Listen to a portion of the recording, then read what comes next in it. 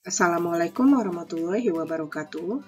Di pertemuan kali ini kita akan membahas bagaimana melakukan proyeksi bisnis menggunakan metode dekomposisi tren eksponensial. Nah, metode tren eksponensial ini sedikit berbeda dengan metode yang lainnya, tapi pada dasarnya sama, kita tetap mencari persamaan Y sama dengan A ditambah BX.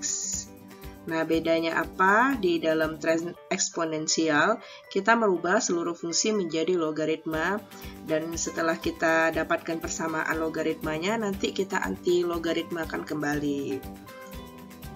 Metode tren eksponensial digunakan untuk melakukan proyeksi ketika data yang kita punya itu dari tahun ke tahun bergereknya seperti pergerakan suatu deret waktu. Nah, dan pergerakannya itu bisa mengalami kenaikan ataupun penurunan. Jadi pergerakan bukan hanya kenaikan, tapi juga bisa penurunan, dan penurunannya sangat cepat. Kita tahu suatu bilangan itu menjadi suatu deret ketika membentuk pola-pola tertentu. Misalnya, kita punya bilangan 2, nah di tahun depan menjadi 4, di tahun depannya lagi menjadi 8, di tahun depannya lagi menjadi 16. Nah, ada pola-pola tertentu suatu pergerakan bilangan yang membentuk suatu deret matematika. Nah, metode tren eksponensial ini kita gunakan ketika bilangan kita atau data kita itu bergerak sesuai dengan seperti deret waktu. Untuk melakukan prediksi dengan menggunakan rumus tren eksponensial, caranya adalah tetap hasil akhir yang ingin kita dapatkan adalah rumus Y prediction sama dengan A ditambah BX. Tapi ini merupakan rumus yang belum kita cari dulu. Karena itu, rumus eksponensial disesuaikan dengan menggunakan rumus logaritma. Maka, rumus pertama yang kita cari adalah logaritma Y sama dengan logaritma A ditambah X logaritma B. Setelah kita dapatkan rumus ini, baru nanti kita anti-logkan, anti-logaritma untuk bisa mencari rumus final kita. Nah, di mana untuk mencari logaritma A didapat dengan menggunakan rumus sigma log Y dibagi N. Jadi ini adalah penjumlahan dari logaritma Y. Caranya adalah setiap variabel Y nanti kita logaritmakan terlebih dahulu. Penjumlahannya merupakan sigma log Y. Nah, seterusnya untuk mencari logaritma B, caranya gimana? Nah, untuk mencari logaritma B, rumusnya adalah sigma X dikali logaritma Y. Jadi punya variabel X dikalikan logaritma Y dibagi sigma X kuadrat. Setelah dapat logaritma A dan logaritma B, kemudian angka-angka ini kita masukin ke persamaan 1. Nah, setelah dapat persamaan 1 nantinya, baru kita anti-logaritmakan, kita masukin ke persamaan awal kita. Ini merupakan contoh soal ketika kita ingin melakukan proyeksi menggunakan metode tren eksponensial. Untuk melakukan proyeksinya, kita menggunakan rumus tidak seperti rumus biasa, di mana Y sama dengan A ditambah BX, tapi kita menggunakan rumus yang sudah disesuaikan, yaitu logaritma Y sama dengan logaritma A ditambah X dikali logaritma B. Nah, karena itu kita butuh variabel Y dan butuh variabel X. Hal pertama yang kalian harus lakukan adalah menentukan periode atau nilai X-nya seperti metode least square. Jadi ingat, diulangi sekali lagi, penentuan periode pada metode tren eksponensial itu sama caranya dengan metode kuadrat terkecil atau least square, di mana kita menentukan nilai periodenya tergantung kepada jumlah seluruh tahunnya atau jumlah N data. Ketika N datanya genap, itu kita gunakan bilangan ganjil. Ketika N data kita ganjil, kita menggunakan bilangan seperti biasa. Karena N atau jumlah seluruh data kita di sini adalah ganjil, jadi dihitung aja 2010 sampai 2018 ada 9 data, jadi jumlah datanya ganjil. 9 kan angkanya ganjil. Maka ada angka di tengahnya. Angka di tengahnya langsung kita letakkan nilai 0. Nah, ketentuan untuk bilangan ganjil sama seperti metode kuadrat terkecil, kita menggunakan bilangan seperti biasa. Jadi dimulai dari 0, semakin tahunnya semakin lama kita gunakan bilangan minus, dan akan selalu naik sampai tahun-tahun selanjutnya. Dan ketika tahunnya semakin baru, kita gunakan bilangan plus.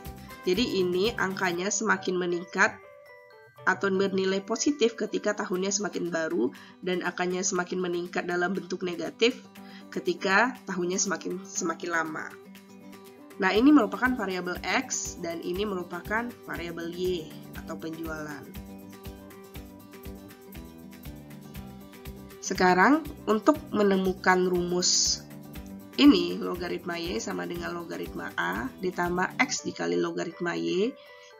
Ingat seperti yang diberitahukan tadi, kita harus mencari dulu logaritma A dan kita harus mencari dulu logaritma B-nya dulu. Di mana rumus logaritma A sama dengan sigma log Y dibagi N. Sigma adalah lambang penjumlahan, karena itu harus ada muncul tabel logaritma Y, di mana Y dilogaritmakan. Jadi logaritma dari 80 adalah 1,9. Logaritma dari 120 adalah 2,08. Logaritma dari 125 adalah 2,1 dan seluruhnya. Jadi sampai dengan tahun 2018 itu dilogaritmakan. Penjumlahannya merupakan sigma daripada logaritma Y. Jadi sigma logaritma Y di sini adalah 19,79. Di sini angkanya. 19,79 dibagi N, atau jumlah datanya ada 9. Maka logaritma A kita didapat nilainya 2,199. Nah, setelah kita dapatkan logaritma A, kita mencari logaritma B selanjutnya. Rumusnya adalah ini, sigma X dikali logaritma Y dibagi sigma X kuadrat. Karena ini sigma simbol penjumlahan apa? Penjumlahan rumus yang di sini. Jadi kita harus cari dulu X dikali logaritma Y. Nah, ini tabel untuk X dikali logaritma Y. X-nya ini minus 4. Jadi minus 4 dikalikan sama 1,9, hasilnya adalah minus 7,61. Jadi angka ini ya, minus 4 dikali sama 1,9, dapatnya 7,61. Nah, terus selanjutnya di tahun 2011 gimana? Rumusnya sama, tetap X dikali logaritma Y. Jadi X untuk 2011 adalah minus 3. Minus 3 dikali sama logaritma Y-nya 2,08. Dapatnya adalah minus 6,24 sampai seterusnya. Nah, seluruhnya cara mencarinya sama, dijumlahkan. Hasil penjumlahannya merupakan sigma X dikali logaritma Y. Angkanya adalah 3,28. Angka 3,28 inilah yang kita masukkan di sini. Dibagi sama sigma X kuadrat rumusnya. Nah, untuk mencari X kuadrat tinggal nilai X aja. Nih, nilai X kan minus 4 nih. Minus 4 dikuadratkan 16. Ingat, minus kali minus plus. Minus 3 dikali minus 3, 9, dan seterusnya. Nah, seluruhnya dijumlahkan jadi sigma X kuadratnya 60. 60, angkanya kita masukin ke sini. Jadi 3,28 dibagi 60 adalah 0,055. Kedua angka ini kita masukin lagi ke dalam rumus awal kita, rumus logaritma Y. Maka didapatlah rumus seperti berikut. Logaritma Y sama dengan logaritma A. Logaritma A kan 2,199, tinggal dimasukin aja langsung ke sini. Dan ditambah X dikali logaritma B. Jadi logaritma B-nya 0,055. 0,55-nya dimasukin ke sini. Nilai X-nya yang bakal kita cari nantinya. Jadi X-nya sama aja, di ini dipindahin ke sini. Nah, demikianlah rumus untuk mencari metode tren eksponensial. Untuk mencari prediksinya agak sedikit berbeda dengan metode yang lainnya. Karena itu, ini merupakan rumus akhir tapi belum sebenar-benarnya akhir. Jadi harus kita cari lagi anti logaritmanya untuk menghitung prediksi. Nah, sekarang kita akan menghitung prediksi menggunakan rumus eksponensial logaritma. Jadi yang kita dapatkan bukan Y prediction lagi, tapi log Y prediction, logaritma Y prediction. Ini rumus yang sudah kita cari tadi. Nah, untuk menghitungnya, rumus logaritma Y-nya kita masukin ke sini dulu. Nah, ini. Jadi kita mau cari prediksi sama seperti metode sebelumnya, cuman bedanya di anti-log-kan saja. Nah, periodenya kita pindahin. Periodenya sama seperti metode kuadrat terkecil, penjualannya dipindahin kembali. Maka logaritma Y sama dengan 2,199 ditambah 0,55 dikali berapa? Kali nilai X. Kali minus 4.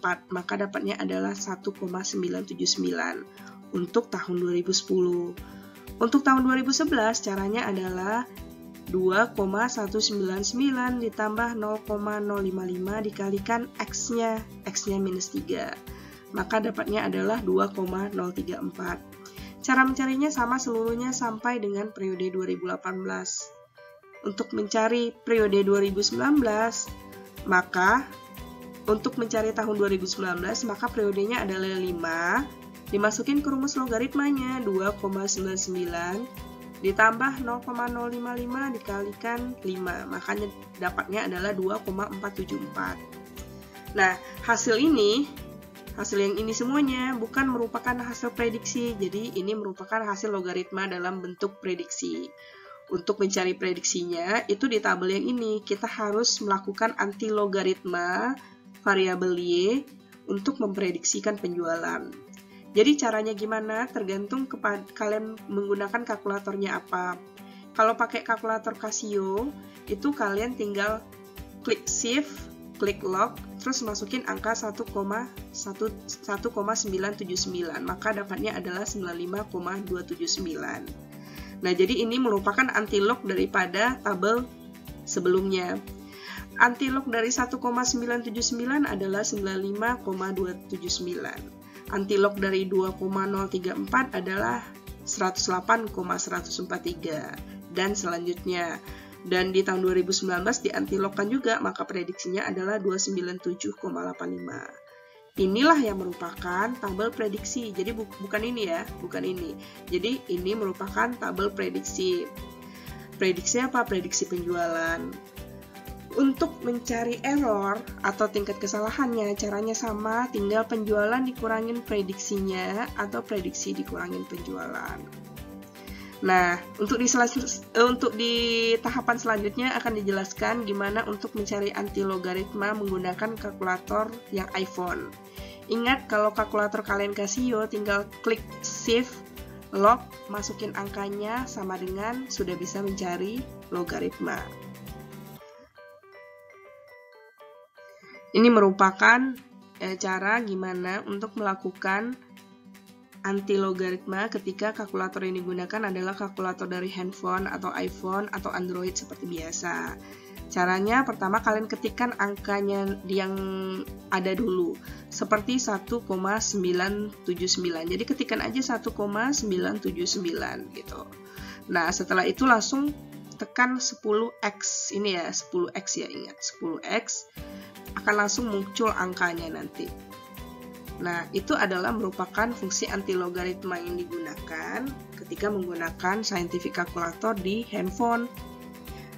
Saya ulangi sekali lagi, kalau kalian pakai scientific calculator tidak di handphone, fungsinya mungkin agak sedikit berbeda tergantung kepada kalkulatornya. Tetap intinya sama, shift logaritma. Jadi bisa jadi pencet angkanya dulu, baru shift logaritmanya. Ada sebagian kalkulator shift logaritma, baru angkanya. Tinggal disesuaikan saja. Kelebihan dan kekurangan metode tren eksponensial sama seperti metode tren pada umumnya. Termasuk proyeksi yang mudah walaupun menggunakan rumus logaritma. Tapi kekurangannya dia tidak memperhitungkan data yang ekstrim pada suatu waktu, tidak mempertimbangkan unsur tren, dan tidak mempertimbangkan variabel lain yang bisa mempengaruhi nilai prediksi. Nah, ini merupakan metode terakhir yang digunakan untuk menghitung dekomposisi menggunakan metode tren. Selanjutnya, kita akan menggunakan metode variasi musim untuk mengatasi kekurangan daripada metode tren. Jadi di sini tidak mempertimbangkan unsur tren. Metode selanjutnya kita akan mempertimbangkan unsur tren dan unsur musimannya. Nah, demikianlah penjelasan untuk kali ini. Assalamualaikum warahmatullahi wabarakatuh.